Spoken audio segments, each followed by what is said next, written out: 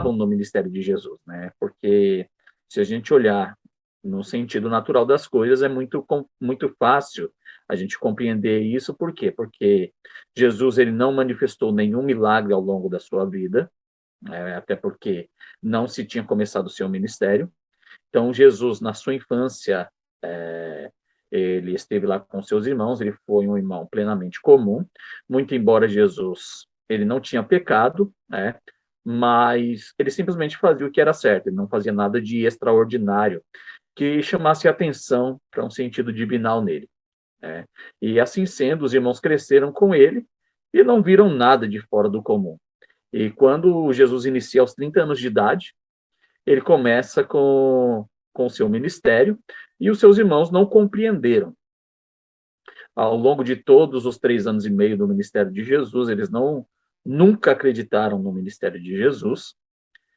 Só quando acontece o momento da morte e a ressurreição de Jesus, é que Jesus ele vai aparecer a Pedro, por conta daquele advento da negação, ele vai aparecer a Pedro, trazendo Pedro de volta, Pedro que está achando que não tem mais perdão, que agora não tem mais jeito para ele, e ele volta, então, para o contexto dos apóstolos.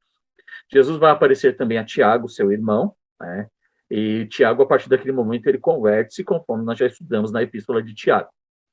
Consequentemente, o Judas, que era o irmão em sucessão a Tiago, ele vai compreender mediante aquilo que o Tiago acreditou, aquilo que o Tiago viu e compreendeu, né?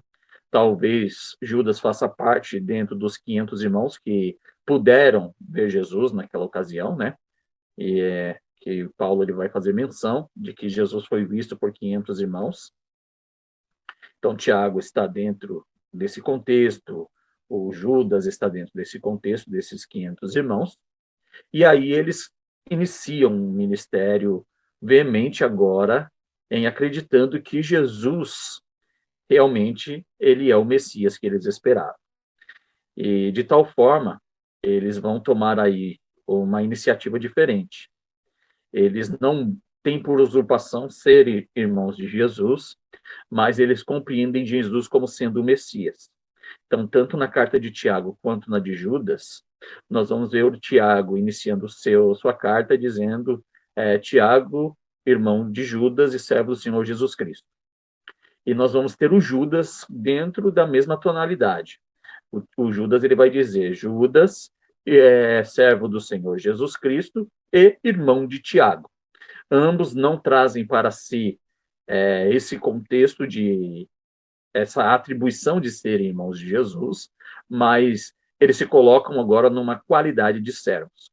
Então, nós temos aí o versículo 1 dessa carta que vai dizer: Judas, servo de Jesus Cristo, irmão de Tiago, aos chamados queridos em Deus Pai e conservados por Jesus Cristo. A misericórdia, a paz, a caridade vos sejam multiplicadas. Então, o Judas ele vai escrever aqui essa epístola e nós vamos ter aqui um contexto que nós vamos tratar aqui ao longo dessa epístola, algumas problemáticas que nós vamos ter.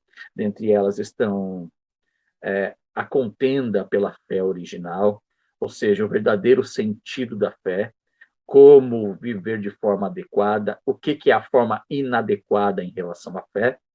Nós vamos ter o contexto da apostasia, ou seja, aqueles que ora estavam entre nós, dentro dos nossos ensinamentos, acompanhando-nos na mesma caminhada, mas depois, ainda permanecendo no nosso meio, mas o pensamento dele se diverge e ele entra por um sentido totalmente adverso do contexto da palavra. Então, nós temos aí esse contexto da apostasia, que é proposto justamente pelos falsos mestres, né? E Judas também ele vai tratar aqui acerca dos desobedientes, aqueles que desobedecem a Deus, que vivem a sua vida de forma dissoluta, não tem uma preocupação com o Senhor, e ele vai trazer um juízo de eternidade, né? O juízo que está preparado para aqueles que pecaram desde o princípio até o final, na consumação, entregando para o dia do juízo final. Então, dentro desse contexto, ele vai trazer aí, no final da sua carta, é uma carta de apenas um capítulo, mas ele vai trazer aí a esperança daquele que realmente ele serve a Deus de forma adequada, aquele que serve a Deus de forma correta dentro daquilo que prima a palavra do Senhor, aquilo que a palavra descreve e aquele que procura fazer justamente dessa forma. Né? Judas, ele vai ter por significado do seu nome louvor, ou célebre, ou louvado, né? Esse é o contexto do seu nome. Ele apregoou o evangelho na Síria, segundo a história, na Arábia, Mesopotâmia e Pérsia, por onde teria sido, nesse momento, martirizado. Né? Então, foi martirizado aqui, teoricamente, segundo a história, teria sido ele martirizado na Pérsia, teria sido morto na Pérsia. Mas serviu aqui como missionário em diversas localidades. Ele vai escrever essa epístola aqui de forma geral, e propriamente nós teremos aqui uma data que vai permear aproximadamente no ano 75 da era cristã. Então, aqui dentro deste contexto aqui, pode ser uma data um pouco antes, ou até mesmo nessa data em si, né? Mas a data que nós primamos aqui é justamente no ano 75 da era cristã. Judas, ele vai escrever aqui dentro de um profundo conhecimento das tradições cristãs, né? Quando falamos acerca de um contexto, de um profundo conhecimento em tradições, nós bem sabemos que os judeus, eles tinham ali o seu sentido de estudos, e era justamente nas sinagogas aonde o menino judeu ele ia, estudava, e aprendia a ler e a escrever, né? Eram teoricamente as escolas daquela época. Então ele era primado ali dentro do sentido da palavra, né? Segundo o Midrash até conta que os meninos judeus eles iam para a sinagoga e eles aprendiam, o primeiro livro a ser aprendido por um menino judeu seria o livro de Levítico, né? Para que ele tivesse ali o temor acerca do Senhor, e era ensinado a eles com letras em forma de mel, para que eles entendessem que estudar pela Torá, estudar a palavra do Eterno, era doce como mel. Então, eles já estavam totalmente versados dentro desse sentido do estudo da palavra, e ele vai ter um conhecimento bastante profundo, né, como um bom judeu, como os demais que se seguiram também, os apóstolos em si, que eram voltados ao sentido das escrituras. Como um bom judeu, ele vai entender que existe tanto o Taná quanto as tradições, né? Bem, sabemos que algumas tradições são cercadas de lendas, mas tem as tradições que estão dentro do contexto literal daquilo que é necessário. Né? Então, era um profundo conhecedor, nós vamos ver isso aqui ao longo do tempo, e jamais ele vai trazer um sentido vaidoso de ser irmão de Jesus. Jamais ele vai tratar dessa forma, tá? Então, eu vou ler aqui no nosso livro o primeiro ponto aqui, que é o autor. Já no cabeçalho, lemos que a carta foi escrita por Judas, um servo de Jesus Cristo, irmão de Tiago, conforme nós acabamos de ler na nossa Bíblia Sagrada. A conclusão é de que se trata do irmão de Jesus. Vamos ler aqui rapidamente Mateus, no capítulo de número 13. Mateus 13 e 55.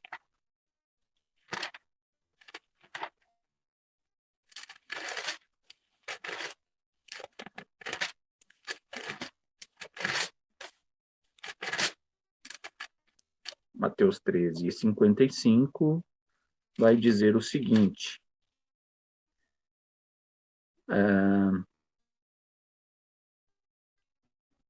ou melhor, deixa eu só conferir aqui uma coisa, rapidinho.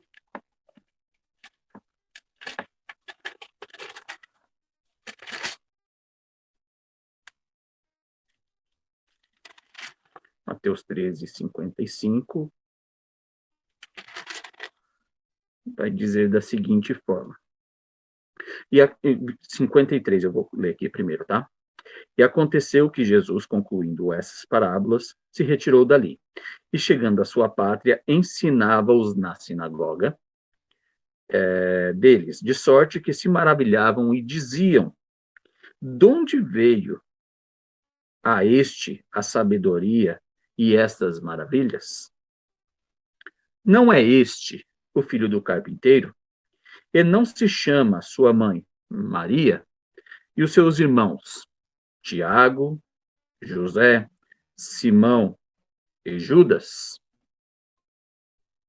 Não é este entre nós todas as suas irmãs? Donde lhes veio, pois, tudo isso? Então, aqui nós vemos esse contexto literal, né, de Jesus em si, né, dentro do seu sentido familiar. Então, aqui nós temos, conforme disse na primeira fala, que existe aqueles que creem que esses irmãos de Jesus eram do primeiro casamento de José, mas não encontramos menção alguma em contexto histórico de José ter se casado anteriormente, né? Mas José casou-se somente com Maria, e a partir da concepção de Jesus, nós vamos ter aí que José, ele une-se Maria em matrimônio, e aí ele vai ter os demais filhos, ok? Ainda Marcos, capítulo 6, verso 3, nós temos o seguinte: não é este o carpinteiro, filho de Maria, irmão de Tiago e de José, e de Judas e de Simão? E não estão aqui conosco as suas irmãs? E escandalizavam-se nele. Então, aqui nós temos justamente esse contexto, né, dos irmãos de Jesus em si, que vão estar junto dele ali dentro desse sentido do seu ministério, mas eles estão de longe, ou seja, eles não chegam perto porque eles não creem que Jesus, o Jesus, irmão deles, que brincavam com ele na infância, né, esse Jesus não poderia de forma alguma ser ali Deus, né? Então aí nós temos esse sentido aí dessa problemática primeira, ok? Então, nós vamos ver ainda João no capítulo de número 7, o Evangelho de João no capítulo de número 7. Nós vamos ver aqui a descrença deles em relação ao ministério de Jesus. Versículo 1 ao 6 diz o seguinte: E depois disso, Jesus andava pela Galiléia e já não queria andar pela Judéia, pois os judeus procuravam matá-lo. E próxima à festa dos judeus, chamava Festa dos Tabernáculos. Disseram, pois, os seus irmãos: Sai daqui e vai para a Judéia, para que também os seus discípulos vejam a obra que tu fazes. Aqui está, eles estão falando aqui dentro de um sarcasmo, né? Eles estão falando aqui de uma forma irônica, né? Eles não estão fazendo aqui uma contribuição ao ministério de Jesus, mas eles estão fazendo aqui uma chocarrice aqui com o ministério de Jesus, né? Então, porque não há ninguém que procure ser conhecido como que Jesus quisesse ser conhecido, né? Faça alguma coisa em oculto. Se fazes essas coisas, manifesta-te ao mundo, porque nem mesmo seus irmãos criam nele. Disse depois Jesus: Ainda não é chegado o meu tempo, mas o vosso tempo mas o vosso tempo sempre está pronto. Então aqui eles vão chegar até o momento em que eles se aproximam de Jesus, né, dentro do contexto familiar, e eles vão procurar Jesus e vão dizer: olha, sua mãe, seus irmãos estão aí te chamando, né? E Jesus vai dizer: olha, quem são minha mãe e os meus irmãos? Senão aqueles que fazem a vontade do meu Pai, né? E eles foram buscar dizendo que Jesus estava louco, que Jesus estava fora de si, né? Então queriam levá-lo para casa. Por que diziam que Jesus estava fora de si? Justamente por causa daquele contexto que nós conversamos aqui anteriormente, né? Jesus era irmão, estava em casa, né? Eles nunca viram nada de fora do comum em Jesus. De repente, Jesus começa agora a manifestar um ministério, começa a exercer obras miraculosas, né? Então, eles vão achar que Jesus está doido e querem levar Jesus embora para casa. Então, eles não acreditavam, dentro desse contexto, no ministério de Jesus.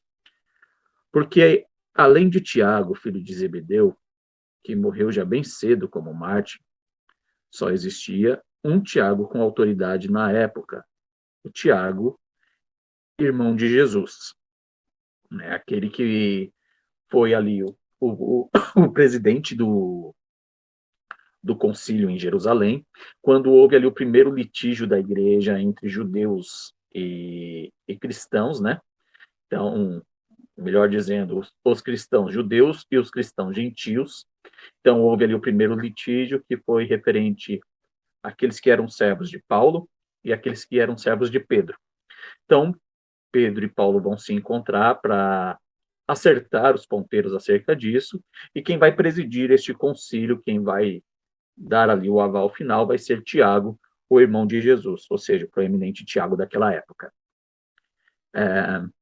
Na igreja antiga, nessa carta, eram reconhecidas como canônicas. Tertuliano e Clemente de Alexandria atestam veemente isso, né? Dentro do contexto dessa epístola, a epístola de Tiago adverte contra a incipiente heresia dos gnósticos, uma filosofia que faria pronunciada distinção entre a matéria inerentemente má e o espírito, que em tese era bom. Tal sistema de pensamento tinha sérias implicações para a vida e a doutrina cristã.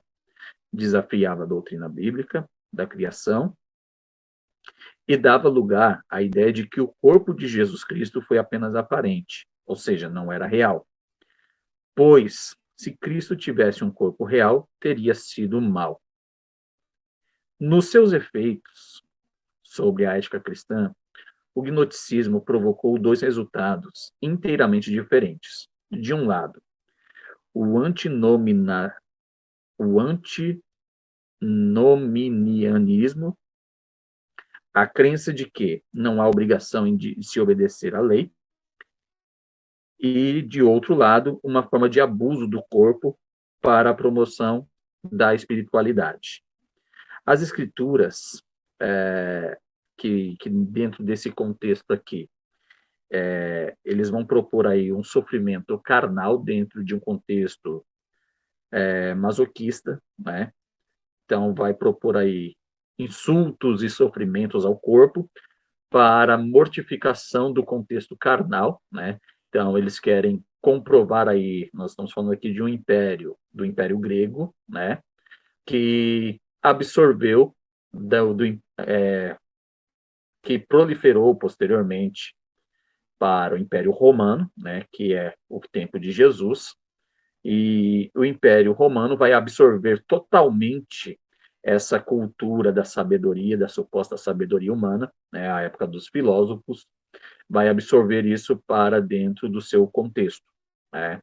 E, assim sendo, vai trazer aí essa problemática, que vai querer explicar aí o conceito do cristianismo, aqueles que se convertem ao cristianismo, vai querer explicar aí a espiritualidade a partir da racionalidade, né? Então, eles começam a propor aqui essas ideologias e trazendo aí uma contrariedade acerca da obra do Espírito Santo. As escrituras se opõem a ambas. Pode-se deduzir da epístola que os leitores eram culpados em diversos graus de rebeldia contra a autoridade, irreverência, conversa presunçosa de um espírito libertino, ou seja, tinha uma vida dissoluta, imoral e devassa.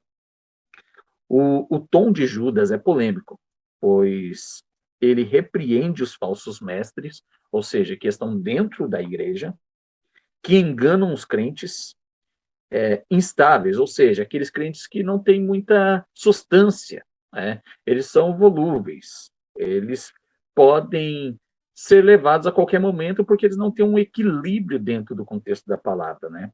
E corrompem a mesa do Senhor, ou seja, tira a simplicidade das pessoas e pervertem o real caminho do Senhor, né? O Senhor Jesus, ele adveio para um contexto de salvação, e se a salvação ela é pervertida dentro de um contexto humano, então Jesus passa a não ter sentido, né? Então Judas ele vai tratar veemente dentro desse contexto, trazendo aí essa alegação a Jesus dentro de um contexto de emergência, né? Então muitos aqui estão entrando dentro de um contexto de apostasia, de uma problemática intensa, né? Então é uma contenda aqui dentro desse contexto da fé, e nós vamos ler aí na Epístola de Judas, nós vamos ler aí os versos que se seguem, né? Vamos ler aí o verso 3 e 4, que vai dizer o seguinte: Amados, procurando eu escrever-vos com toda diligência acerca da comum salvação, ou seja, a salvação que é trazida a todos nós, que é comum, ou seja, é igual para você e é igual para mim. Então, aqui dentro de um contexto de comunidade, de comum unidade, a mesma salvação para todos, tive a necessidade de escrever-vos e exortar-vos a batalhar pela fé que uma vez foi dada aos santos, porque se introduziram alguns que já antes estavam escritos para este mesmo juízo, né? Ou seja, esses que viriam para perverter o caminho do Senhor. Perverter o caminho do Senhor, nós não estamos falando aqui de uma pessoa que não serve a Deus, que não conhece a Deus. Nós sabemos que existe aí um contexto de perversão, de imoralidade, dentro do contexto do sistema do mundo, né? Conforme o próprio Jesus disse que o mundo jaz no maligno, nós estamos falando aí de um sistema, né? Então, quem está dentro do sistema do mundo, está no sistema do mundo, não é disso que estamos falando, né?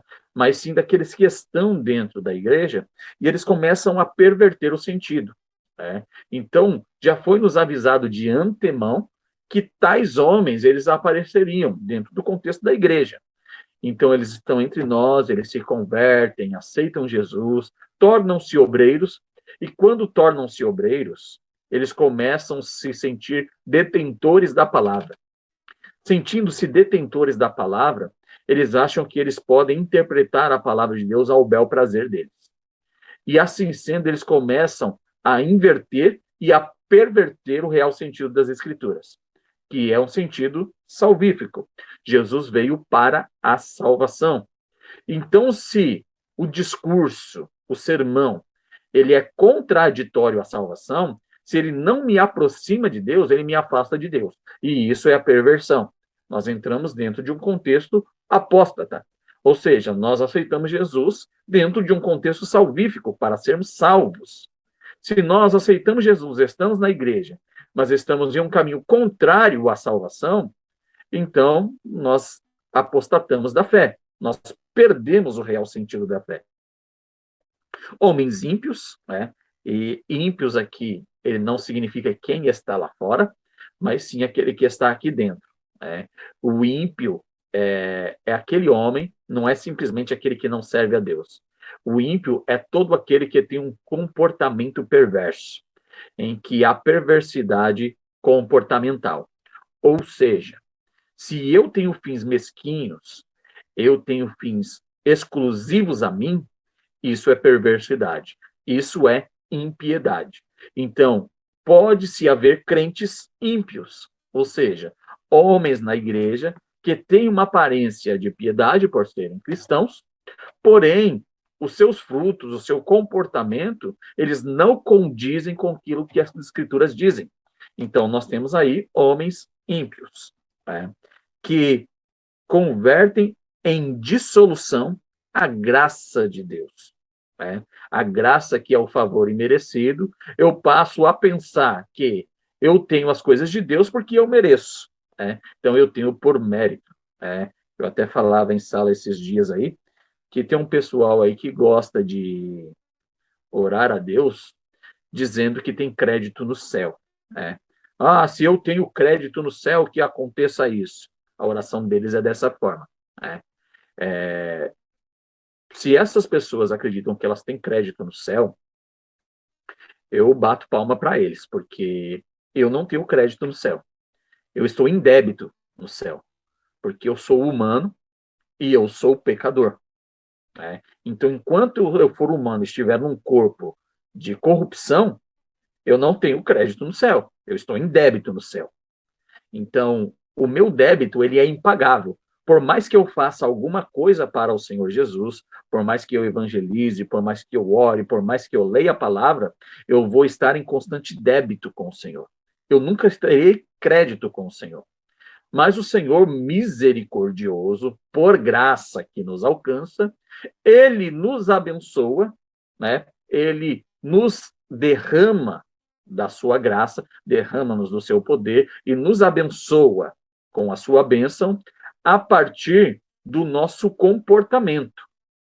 Ou seja, se temos comportamentos adequados, o Senhor é recompensador, é galardoador daqueles que se aproximam dele. E isso nada tem a ver com crédito. Ou seja, nós não temos crédito no céu. Nós não temos crédito com Deus. Nós temos um débito com Deus, por isso nós somos servos. Se nós temos crédito, então nós passamos a ser Senhor e o Senhor passa a ser servo. Porque, na verdade, o Senhor fica devendo para a gente. Se a gente tem crédito, significa que alguém nos deve, certo? Então, se eu tenho um crédito no céu, os céus me devem. Então, aquilo que eu pedi, os céus têm que fazer por mim, porque ele é meu devedor. Então, não existe alguém que tenha crédito no céu, né? Mas tem um pessoal que acredita ter crédito no céu, então parabéns para eles, né? Porque eles aí estão em superioridade em relação a Deus, em relação ao céu. Então, o céu está devendo para eles, né? Mas paciência, né? Que convertem em dissolução a graça de Deus e negam a Deus de forma comportamental. O único dominador e Senhor nosso, Jesus Cristo. Então, eles pervertem a graça de Deus como se, na verdade, não fosse por graça que Deus nos faz as coisas, né? Fosse por mérito. Né? Ah, se eu mereço que o Senhor faça isso, se eu tenho crédito no céu que o Senhor faça isso. E isso é inexistente. Né? Se tem alguma coisa que nós temos por mérito, é o inferno. Porque nós somos pecadores, nós somos humanos, tentando acertar, procurando conhecer a palavra de Deus a fim de errarmos menos. Então, enquanto nós somos pecadores, enquanto nós estamos aqui nesse corpo corruptível, tentando acertar, e nós estamos em constante erro, porque pensamos mal, falamos mal, agimos mal, nós estamos constantemente pecando, claro que confessando as nossas mazelas e deixando o nosso pecado, nós alcançamos a misericórdia, e misericórdia aqui é o favor não merecido, ou seja, eu não mereço, não era o perdão que eu merecia, mas por graça o Senhor me deu o perdão. Então, pervertem a graça de Deus, né?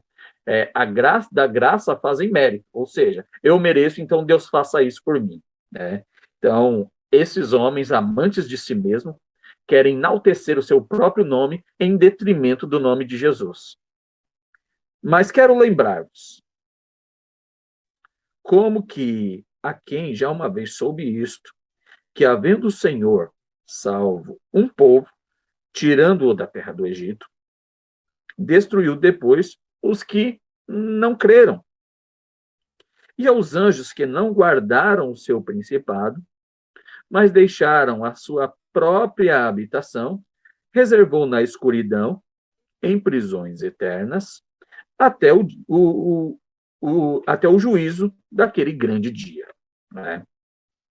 Então, nós temos aqui, dentro desse contexto, nós temos aqui um exemplo de julgamento. Ou seja, o Senhor, ele salvou um povo que foi obediente. Aquele que foi incontinente, ele pereceu dentro do deserto, ele morreu dentro do deserto. Né? Eles não acreditaram e pervertiam o sentido do Senhor, eles achavam que o Senhor é quem era servo deles, então eles pediam e Deus tinha que fazer, né? Então, o Senhor passou aí essa geração. E aí ele vai dizer que também existe anjos que não guardaram o seu principado, né? Mas deixaram a sua própria habitação, deixaram lá o seu lugar de origem e fizeram aquilo que era mal aos olhos do Senhor, pelo que o Senhor os reservou em prisões eternas até o dia, o juízo daquele grande dia, né? Esses anjos aqui, eles precisam ainda serem julgados. E para que esses anjos eles sejam julgados, eles serão julgados aí pela igreja. Paulo vai dizer isso aos Coríntios, na primeira carta aos Coríntios, no capítulo de número 6 e o verso de número 3. Nós vamos ler aqui, primeira carta de Paulo aos Coríntios, capítulo 6 e o versículo de número 3. Que nós temos aqui o seguinte: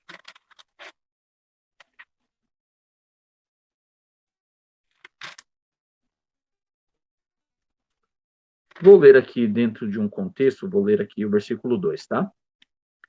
Ou desconheceis que os santos julgarão o mundo todo? E se o mundo será julgado por vós, como sois incompetentes para julgar os assuntos de menor importância? Ou seja, estava acontecendo problemas na igreja de Corinto e, a igreja deveria julgar esses problemas, né? Devia trazer uma resolução a esses problemas aí dentro de um contexto de julgamento. Julgamento aqui não é sentença, né? Julgamento aqui é ouvindo ambas as partes para compreender e chegar a um denominador comum, trazendo assim uma sentença dentro do contexto da sucessão. Tá? E o verso de número 3, ele vai dizer, e mais, não sabemos vós que iremos julgar inclusive os anjos? Quanto mais as coisas, as demandas triviais dessa vida. Né? Então, ele vai dizer aqui que nós havemos de julgar os anjos. Que anjos são esses que nós vamos julgar? Aqueles que não guardaram o seu principado. Então, nós temos duas classes de anjos.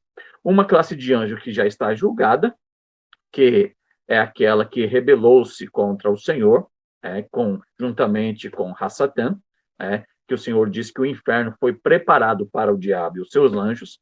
Esses já estão julgados, mas eles ainda não assumiram o seu julgamento, eles ainda não assumiram a sua sentença.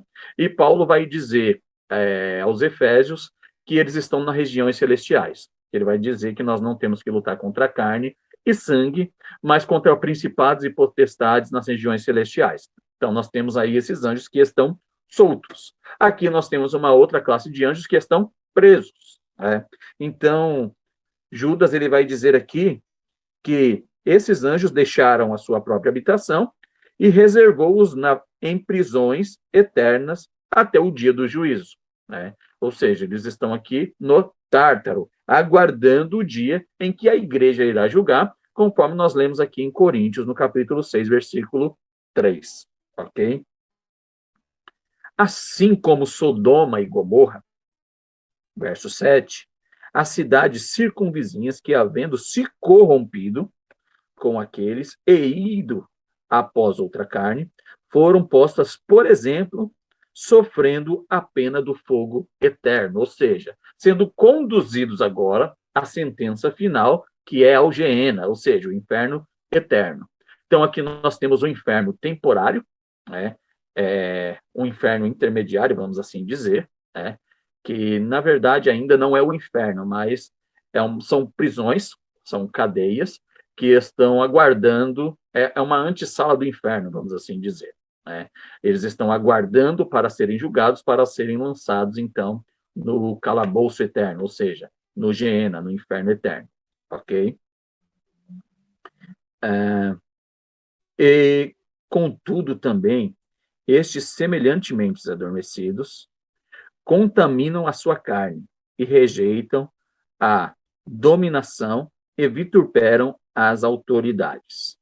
Aqui eu quero entender com vocês o seguinte. Paulo, ele vai falar aos Efésios de coisas muito importantes. Ele vai dizer que existem as pessoas que elas são filhas da ira. Aqueles que são filhos da ira, que são aqueles que vivem segundo o sistema do mundo, né? O sistema que são propostos dentro da ideologia do mundo, né? Que são contrárias às escrituras. Aqueles que vivem dentro dessa ideologia, eles vivem de uma forma contrária, né? Então, eles são filhos da ira. Eles não têm a filiação de Deus. Eles vão ter a filiação de Deus a partir do momento em que eles aceitam a Jesus e os seus princípios. Aceitando a Jesus e os seus princípios, eles deixam de ser filhos da ira e passam a ser filhos de Deus, conforme João ele vai dizer no capítulo de número 1 e o versículo de número 12. Todos quanto, pois, o recebeu, deu-lhes o poder de serem feitos filhos de Deus, porquanto creram no seu nome. Então, deixamos de ser filhos da ira para sermos filhos de Deus. O mesmo Paulo ele vai dizer ainda que nós outrora estávamos mortos em ofensas e pecados, né? Então, dentro dessa mortalidade que nós tínhamos anteriormente, nós estávamos vivos fisicamente, mas estávamos mortos para com Deus, né? Quando se consuma João, capítulo 1, versículo 12, nós aceitamos a Jesus, então nós passamos a ter uma vida espiritual. Então, nós somos um ser material, que temos uma vida material, e passamos a ser um ser espiritual, que tem uma vida espiritual. Então, nós temos vida e vida, certo? Então, nós deixamos de ser mortos e passamos a ter vida, ok? Isso dentro de um contexto da espiritualidade. Mas, se por alguma ocasião nós nos desviarmos dos preceitos divinos, o que acontece com a gente? A gente morre de novo? Não. Por quê? Porque nós já fomos ressuscitados. Então, nós vamos dormir. Então, aquele que se desvia dos preceitos divinos, ele está dormindo. Tem aqueles que estão dormindo e voltaram a fazer as mesmas práticas do mundo, mas eles já foram ressuscitados. Eles têm a ciência da palavra de Deus, certo? Mas eles estão dormindo. Eles estão cochilando. Nós estamos aqui lúcidos, né? Ou seja, nós estamos acordados.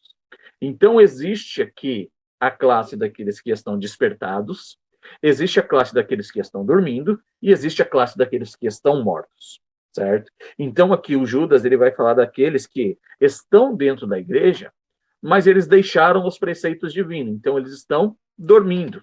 É a mesma coisa que Paulo ele vai falar na sua epístola aos Coríntios, quando ele está se tratando da ceia.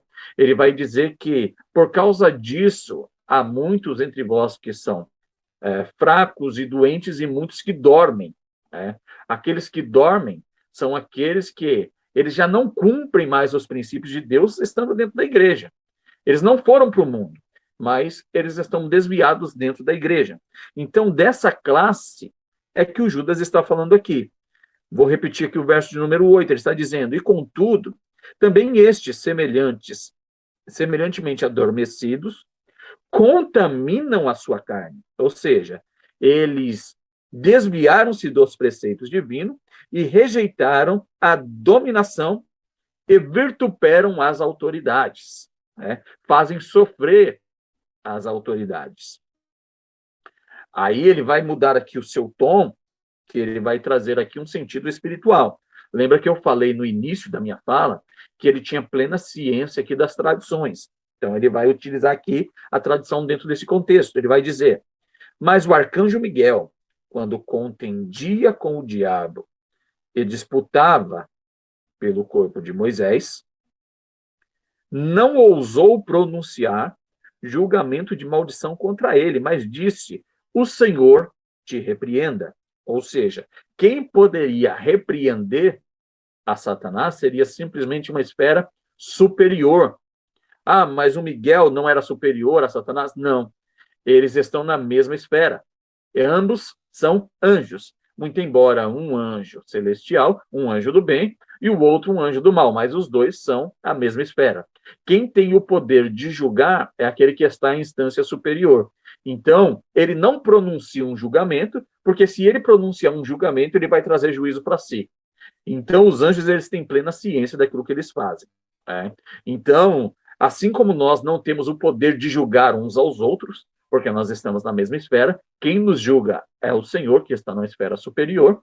Então, aqui, o Miguel, sabiamente, ele vai dizer, olha, o Senhor é quem te repreenda. Muito embora que ele tenha vencido essa disputa, né, pelo corpo de Moisés, mas a repreensão cabe única e exclusivamente ao Senhor.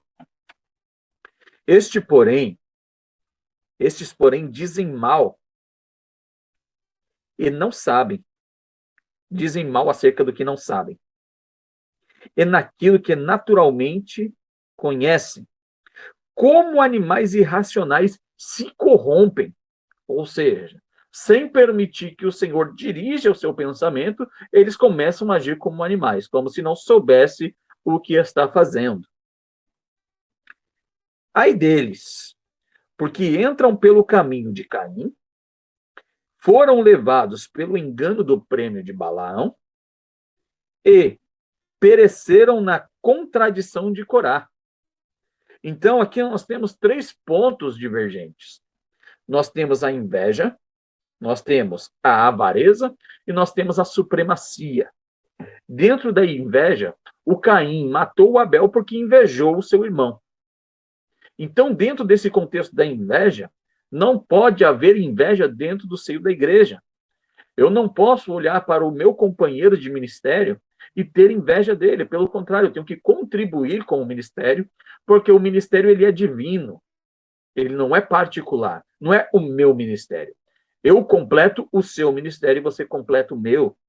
Então, eu não posso ter inveja de você nem você de mim.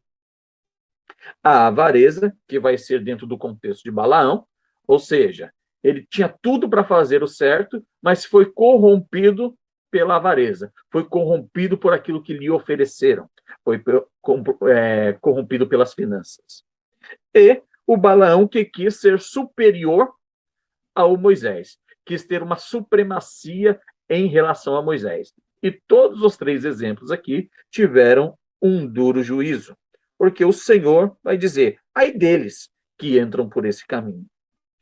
Estes são manchas em vossas festas de caridade, branqueando-se convosco e apacentando-se entre si mesmos. Sem temor, são nuvens sem água, levadas por ventos de uma parte para outra. São como árvores murchas, infrutíferas 2 vezes mortas, desarraigadas. Ou seja, mortas dentro do sentido natural humano e morto dentro do sentido da espiritualidade. Ou seja, eles estão se conduzindo a uma perdição eterna. Veja só o verso de número 12, que ele vai dizer, ondas impetuosas do mar não escumam as suas mesmas abominações, estrelas errantes, para qual está eternamente reservado a negrura das trevas. Ou seja, a negrura das trevas aqui é posterior ao julgamento do grande dia, depois do juízo final, que vai entrar aqui no Geena, no inferno eterno. Ou seja, a negrura das trevas. Eles já estão ligados a isso pelo seu comportamento perverso. Claro que, enquanto há vida, há tempo de arrepender-se e deixar o mau caminho. Mas se não se arrepender e mudar o seu mau caminho, o inferno já está reservado. Destes profetizou também Enoque, o 7º depois de Adão, dizendo, eis que é vindo o Senhor com milhares de seus anjos para fazer juízo contra todos e condenar dentre eles todos os ímpios por todas as suas obras de impiedade que impiamente cometeram e por todas as duras palavras que os ímpios pecadores disseram contra ele. Então, Enoque aqui, o 7º depois de Adão, aquele que andou com Deus, Deus o revelou o final desses que procedem dessa forma. Ou seja, está reservado para eles o juízo do grande dia. Então, aqui, destes profetizou Enoque, Não é uma profecia que está ecoando até o dia de hoje, mas é uma profecia escrita. Então, dentro do contexto da tradição, está descrito a profecia de Enoque, e o Judas tinha pleno conhecimento das tradições, ok? Os apóstatas e arrogantes, vejam só o final deles. Estes são murmuradores, queixosos de sua sorte, andando segundo as suas concupiscências, e cuja boca diz coisas muito arrogantes, admirando as pessoas por causa do seu interesse. Ou seja, são bajuladores porque têm um interesse em alguém. Mas vós, amados, lembrai-vos da profecia que Pedro profetizou. Né? Lembrai-vos da profecia que vos fora predita pelos apóstolos de nosso Senhor Jesus Cristo, mas propriamente Pedro. Veja só o tom petrino. Os quais vos dizia que nos últimos tempos haveria escarnecedores que andariam segundo as suas ímpias concupiscências, ou seja, conforme a perversidade dos seus próprios desejos. Dentro dos seus desejos errôneos, eles procederiam bajulando as pessoas e trazendo para si aquilo que não lhes é legal, conforme aquilo que não lhe está previsto dentro do contexto da palavra. Deus tem bênção para todos os seus filhos. Porém, se entrarmos em caminho de impiedade, nós teremos simplesmente aquilo que merecemos, né? Porque o Senhor, ele é galardoador. E galardão nada mais é do que recompensa. Quando a gente fala de galardão, nos soa no sentido de bênção, né? Ah, Deus, ele é galardoador, certo? Deus, ele é galardoador justo. E a justiça de Deus significa que ele vai dar para você simplesmente aquilo que te cabe. Se você trabalhou, você vai receber pelo seu trabalho. Se o seu trabalho foi bom, você vai receber um bom salário. Se o seu trabalho foi mal, você vai receber um mau salário. Então, Deus, ele é recompensador justo. Então, ele tem justiça para as nossas vidas, né? Quando a gente pensa no aspecto da justiça divina, nós acabamos esquecendo que a justiça divina depende do nosso comportamento. Se nós nos comportamos bem, claro que nós teremos o bem de Deus. Se nós nos comportarmos mal, claro que nós teremos a justiça de Deus. Assim como Israel se portou mal e o Senhor os entregou na mão dos seus opressores. Justamente por quê? Porque eles se portaram mal. É justiça divina. Quando eles se convertiam e voltavam-se ao Senhor, aí o Senhor os abençoava. Isso está dentro do contexto da justiça divina. Então, veja só, os que causam divisões na igreja, ou seja, separam a igreja, criam motins dentro da igreja, são aqueles que não têm o Espírito. Eles entram em divisões sensuais.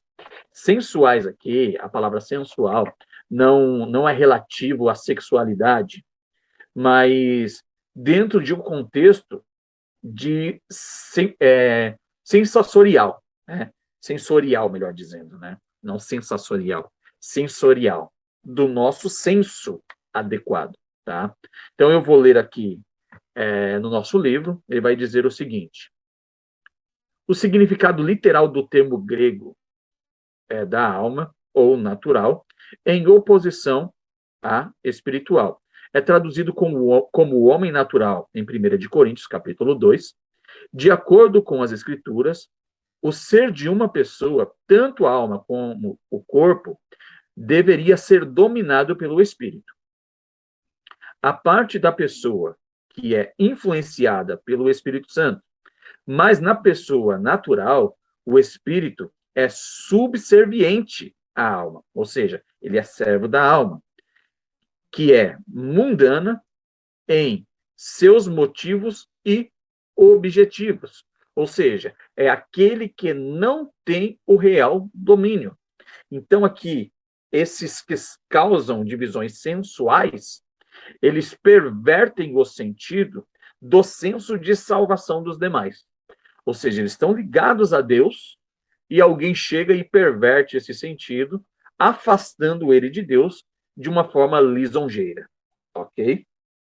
E aí, nós temos aqui o seguinte, a recomendação para aqueles que querem viver de forma adequada diante de Deus, que buscam a Deus, que querem viver Deus, que querem sentir Deus e nunca perder esse aspecto. Então, nós temos aqui o verso de número 20, que vai dizer: mas vós, amados, edificando-vos a vós mesmos sobre a vossa santíssima fé, orando no Espírito Santo, conservai-vos a vós mesmos na caridade de Deus, ou seja, no amor de Deus, esperando a misericórdia de nosso Senhor Jesus Cristo para a vida eterna. Ou seja, não é por mérito nosso, é por mérito dele. Não é por crédito nosso, é por crédito dele. Ele tem crédito, nós temos débito. E apiedai-vos de alguns que ainda estão duvidosos. Salvai alguns, arrebatando-os do fogo. Ou seja, esse fogo aqui, ele é descrito dentro do contexto do Geena, que estão ligados, né, de forma comportamental, já estão comprando um passaporte direto para o inferno. O seu comportamento é que designa para onde você vai. O seu comportamento mostra para você mesmo para onde você está indo. Então, observe o seu comportamento e que caminho você está tomando. Né? Então, se você está no caminho da justiça, maravilha. Ajude alguns a serem arrebatados do caminho errado, do caminho do inferno. Né? Então, veja só o verso de número 23 que eu acabei de ler. Ele vai dizer: salvai alguns, porque nem todos vão dar ouvidos, arrebatando-os do fogo, e tende deles misericórdia com temor, aborrecendo até a roupa manchada de sangue. Ou seja, ame as pessoas, não os pecados deles. Ou seja, esses pecados precisam ser despidos. Então, essa roupa manchada de sangue, ela precisa ser trocada por veste nova. Aborreça essa veste de pecado. Não aceite o pecado. Aceite o pecador, mas não aceite o pecado. Ok? Ora, aquele que é poderoso para vos guardar de tropeçar e vos apresentar-vos irrepreensíveis com alegria perante a sua glória, ao único Deus, Salvador nosso, Jesus Cristo, nosso Senhor, seja glória, majestade, domínio e poder, antes de todos os séculos, e agora, e para todo o sempre, ou seja, de eternidade a eternidade. Jesus é antes do princípio e Jesus é depois do fim. Então, ratifica de forma literal que todo poder, honra, glória, domínio e majestade pertencem ao Senhor. Então, aqui só para encerrarmos aqui, a batalha em que estamos sujeitos, como resultado da perseguição da igreja primitiva, Judas estava desejando escrever sobre a doutrina da soteriologia, ou seja, a doutrina da salvação, uma carta sobre salvação. No entanto, porque havia falsos mestres que estavam ameaçando a unidade da igreja, ele sentiu que era necessário escrever-vos, exortar-vos a batalhar pela fé que uma vez foi entregue aos santos, aqueles que aceitaram a Jesus como Salvador e primam pelo exercício da palavra. O que exatamente é que a fé que estamos a defender. A fé é o corpo da verdade revelada no que se refere a Deus, o pecado, a humanidade, Cristo e as coisas eternas. Uma vez que a fé era, uma vez entregue aos santos, é um corpo completo da verdade que ninguém pode acrescentar ou tirar. A verdade foi declarada em sua palavra e nós somos chamados a defender rigorosamente a verdade de qualquer oposição, não importa o custo. A palavra grega para batalhar, aqui, ela vai trazer a ideia de que onde nós temos a nossa palavra, ou seja, dentro do sentido de agonia. A palavra aqui é epago, epagononizomai, epagononizomai, que vai trazer esse contexto de agonia. A palavra significa lidar com algo como um combatente, ou seja, indo a ferro e fogo. A imagem de que duas pessoas que estão lutando e não só pode haver um vencedor. Estamos a lutar para agonizar e até mesmo para que a fé que nos foi confiada. Como o combate à nossa defesa pode custar os nossos amigos, os nossos postos de trabalho e até mesmo as nossas vidas. Como resultado do ensino errôneo, alguns crentes duvidavam da verdade de Deus e outros voltavam às verdades fundamentais para acompanhar os falsos mestres. Ou seja, eles não estavam postos como entregues diante daquilo que eles acreditavam. Eles eram corrompidos facilmente, eram volúveis. Como crentes podem defender, como os crentes podem atender os feridos espiritualmente? Nos versículos 20 a 23, Judas nos dá os passos práticos da igreja para ajudar aqueles que foram enganados, conforme nós acabamos de ler aqui no texto bíblico. A coisa mais importante que podemos fazer é construir a nós mesmos, na santíssima fé. Orar no Espírito. Quando os cristãos oram ao Pai e permanecem na palavra de Deus, eles são capazes de manter-se no amor de Deus, desde que os crentes estejam focados no retorno inerente de Cristo. Somos capazes de lutar vigorosamente para a fé e ajudar os nossos irmãos. Crentes devem dar compaixão e misericórdia para aqueles que duvidam da verdade, ou seja, eles não têm conhecimento, então tenha misericórdia deles, tenham paciência com eles.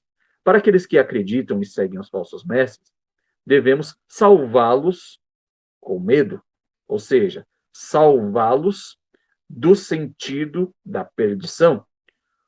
Todo o ponto de restauração é trazer os discípulos rebeldes de volta à comunhão com Deus. Ou seja, não é lançar ninguém no inferno. Pelo contrário, é arrebatá-los do inferno, tirá-los desse caminho de erroneidade. Embora o problema seja grave, Judas recorda aos cristãos que Deus é quem é capaz de manter-nos livres de tropeçar e apresentar-vos irrepreensíveis diante da presença da sua glória, com alegria. Desde que a vitória é nossa, devemos louvar a Deus e fazer o eco ao fechamento de Judas. Ao único Deus, nosso Senhor e Salvador, seja glória, majestade, domínio e poder, agora e para todo sempre. Amém. Então, nós temos aqui, em um panorama geral, essa epístola muito pequena de Judas, que, muito embora ela seja pequena, mas ela fala muito. Ela traz um aspecto de realidade de tudo aquilo que nós temos sentido, daquilo que nós temos vivido, porque ela está tratando aqui da realidade da igreja, e a realidade da igreja é uma realidade desde os primeiros séculos e vai continuar até enquanto a igreja existir. Vai continuar aparecendo esse tipo de pessoa, vai aparecer ímpios, falsos mestres e assim por diante, dentro do contexto da casa de Deus, mas a palavra de Deus estará aí como antídoto para as nossas vidas. Então, uma carta que talvez alguns nunca tenham a enxergado, mas agora passam a ver com outros olhos, porque Judas ele vai falar de uma forma muito veemente e trazendo uma clareza literal para aquilo que nos espera. Então, que o Espírito do Senhor continue falando a cada coração. Deus abençoe de forma extraordinária a vida de cada um de vocês. A graça do Senhor Jesus seja derramada sobre as vossas vidas, em o nome de Jesus. Amém.